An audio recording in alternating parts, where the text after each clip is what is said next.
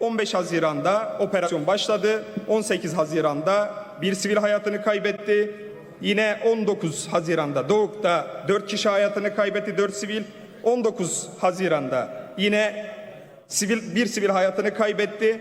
Arkadaşlar 25 Haziran'da da Süleymaniye'nin Şarbajer ilçesine bağlı Kunamasi köyünde TSK'nın hava saldırıları sonucu 6 sivil vatandaş yaralandı. Saldırı anı da belki birçoğunuz görmüşsünüzdür. Piknik alanındaki bir aile tarafından da kaydedildi. Değerli arkadaşlar, o saldırıda yaralanan, kendi iş yerinde yaralanan aile babası ve çocukları. Eşi bir bacağını kaybetti. Eşi bir bacağını kaybetti. Şu çocuğun kafasında şarapnel parçası, yine kız kardeşinin vücudunun birçok yerinde şarapnel parçası ve babanın da vücudunda şarapnel parçalar kaldı. Çocuğun beynindeki bu şarapnel parçası ömür boyu orada kalacak. Ömür boyu orada kalacak.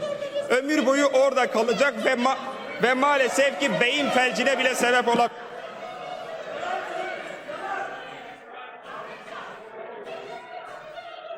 Tamamlayınız Sayın Kaş. Size çözüm derken siz daha çok kan istiyorsunuz. Sizin Kürt düşmanlığınız artık sınırları aşmış durumda. Rojava'da, Başur'da, Bakur'da her yerde Kürt düşmanlığı yapıyorsunuz. İktidarınızın sonu da geldi. Bu halk da sizden hesap soracaktır. Genel kurulu saygıyla selamlıyorum.